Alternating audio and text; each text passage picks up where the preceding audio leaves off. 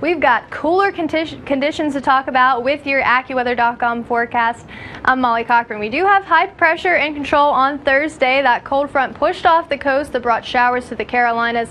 Some nasty weather. That's finally pushed offshore, so high pressure is in control for Thursday, which means plenty of sunshine. But the bad news is we will have some cold conditions to talk about. Also some showers in Miami for Thursday. High temperature of 73 degrees, partly sunny and cooler as well for our Thursday. Taking a look at temperatures across the region, 72 in Naples, 71 in Key West, 73 in Miami.